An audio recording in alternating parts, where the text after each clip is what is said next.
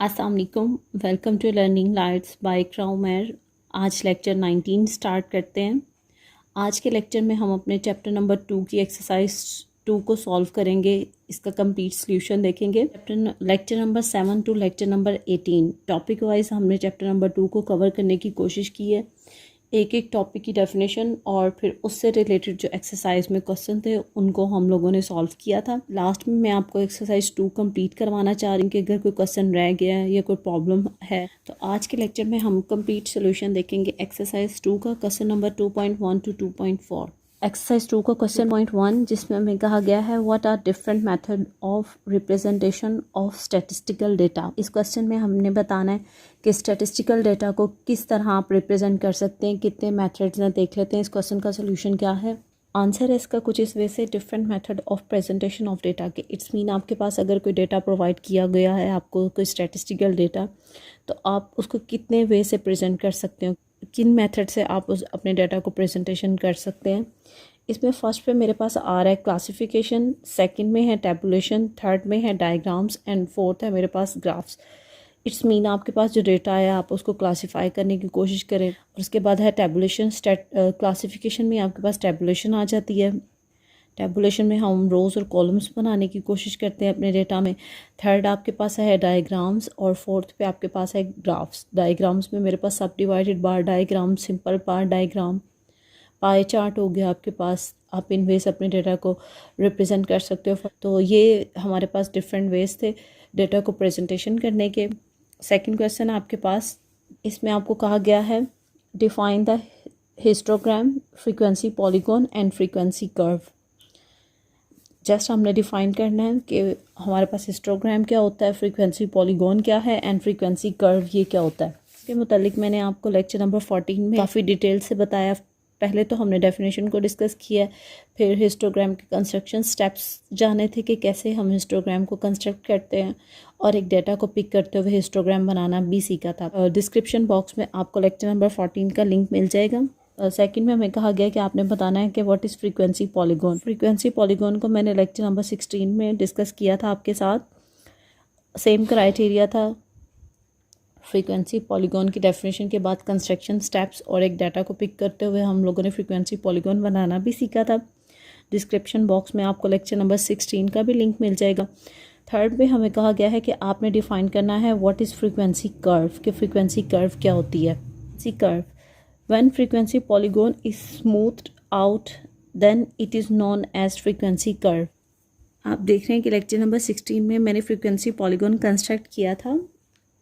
इसमें हम देख रहे हैं कि हमने एक्स एक्सिस पे अपने मिड पॉइंट्स लिए हैं और वाई एक्सिस पे हम लोगों ने करस्पॉन्डिंग फ्रीक्वेंसीज ली हैं, और जो मिड पॉइंट्स आ रहे थे हर फ्रीक्वेंसी के अगेंस्ट हमने एक डॉट वहाँ पे प्लेस कर दिया था। इसी तरह हम लोगों ने लास्ट तक अपनी प्लॉटिंग की और फिर हमने इन डॉट्स को बाय यूजिंग स्केल जॉइन किया था, और जो फर्स्ट था और जो लास्ट इसको मैंने मीट कर दिया था एक्स एक्सिस से, क्योंकि पॉलीगॉन एक क्लोज्ड फिगर को कह रहे होते हैं। और अब देखते हैं कि फ्रीक्वेंसी पॉलीगॉन और फ्रीक्वेंसी कर्व में क्या डिफरेंस है।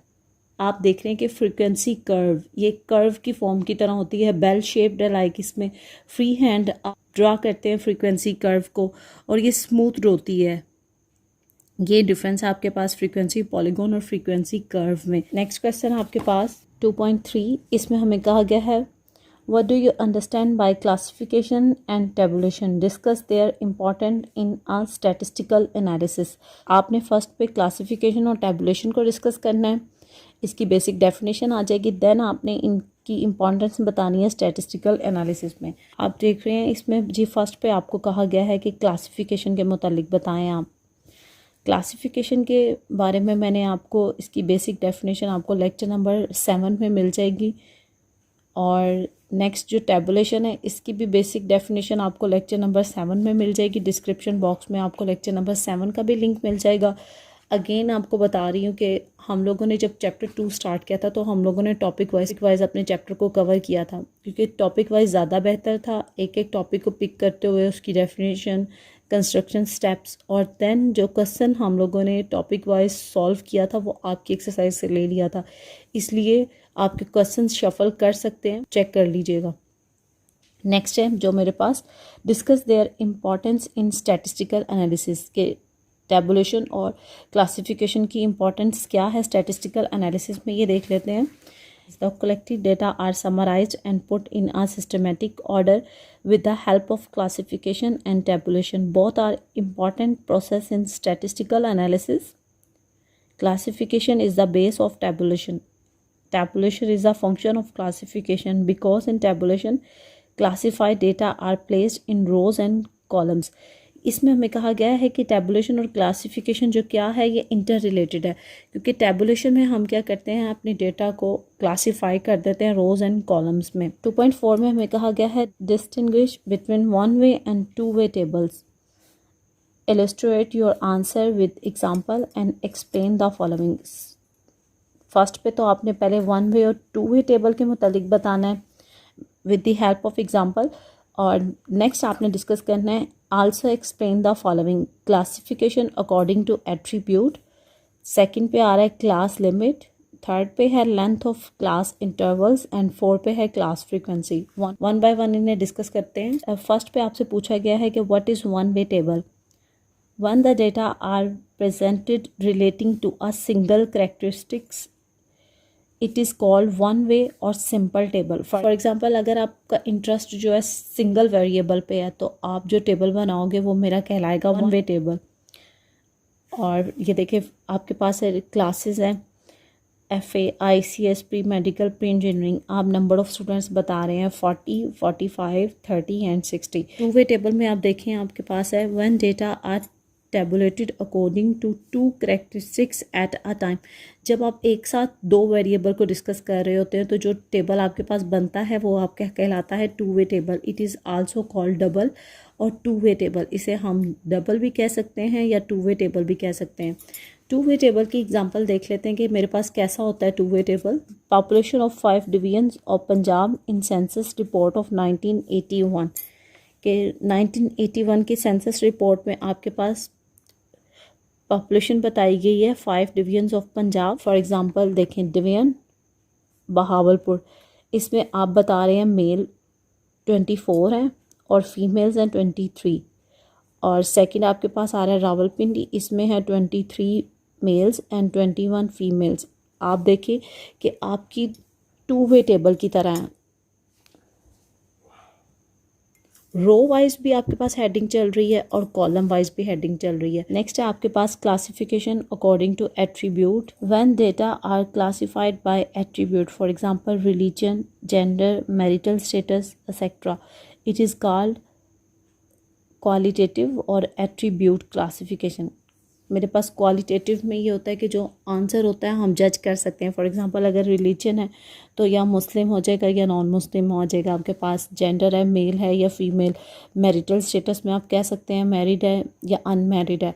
तो डेटा जो कहलाता है वो क्वालिटेटिव डेटा होता है. इसमें हम क्वालिटी को डिस्कस कर रहे होते हैं. तो इस तरह की जो क्लासिफिकेशन होती है उसे हम कहते हैं classification according to attribute. Next आपसे पूछा गया what is class limit. Class limit are defined as the value of variable which explain the classes. The smaller value is called as lower class limit and the larger value is called as upper class limit. Third पे length of class interval. The difference between the upper and lower class boundaries is called size और length of class interval. It is denoted by age. Different questions में मैंने आपको age calculate करने का वे भी बता दिया था. आपके सामने एक डिस्ट्रीब्यूशन है. ये क्वेश्चन हमने लेक्चर नंबर 9 में सॉल्व किया था जिसमें मैंने आपको क्लास बाउंड्रीज कैलकुलेट करने का वे बताया था. आप देख रहे हैं कि फर्स्ट कॉलम में आपके पास क्लासेस हैं, सेकंड आपके पास फ्रीक्वेंसी है और थर्ड पे क्लास बाउंड्रीज का एक कॉलम कैलकुलेट हुआ है. अब आप देखें कि अगर मुझे एज कैलकुलेट करना है क्लासेस से तो मैं क्या करूँगी. जो सेकंड क्लास है 91 to 95, मैं 91 में से ऊपर वाली वैल्यू 86 माइनस करती हूँ तो तब भी मेरे पास 5 आ रहा है. और अगर मैं 95 में से ऊपर वाली वैल्यू 90 माइनस करती हूँ तब भी मेरे पास 5 आ रहा है. तो ये तो वे था हम एज को कैलकुलेट करेंगे क्लासेस से इस तरह. लेकिन अगर मैंने क्लास बाउंड्री से कैलकुलेट करना है, क्योंकि डेफिनेशन में आपको क्लास बाउंड्री से एज को कैलकुलेट करने का वे बताया गया है, तो हम क्या करेंगे कोई सी भी रैंडमली क्लास पिक करते हैं. फॉर एग्जांपल मैंने थर्ड क्लास पिक किया है. जो कि है 95.5 टू 100.5। तो मैं क्या करूँगी, 100.5 में से 95.5 माइनस करती हूँ, तो तब भी मेरे पास एज सेम आ रहा है 5। तो ये दोनों क्राइटेरिया था एज को कैलकुलेट करने का, by using classes and by using class boundary. First पे आपसे पूछा गया है what is class frequency. The number of values falling in a specified class is called frequency, और class frequency it is denoted by f. इन तमाम definitions को आप लिख लीजिएगा, पेपर में आपके लिए हेल्पफुल होंगी। लास्ट में आप सबसे रिक्वेस्ट है, प्लीज़ चैनल को लाइक और सब्सक्राइब करें, अपने दोस्तों के साथ शेयर करें। अपना ख्याल रखिएगा। अल्लाह हाफिज़।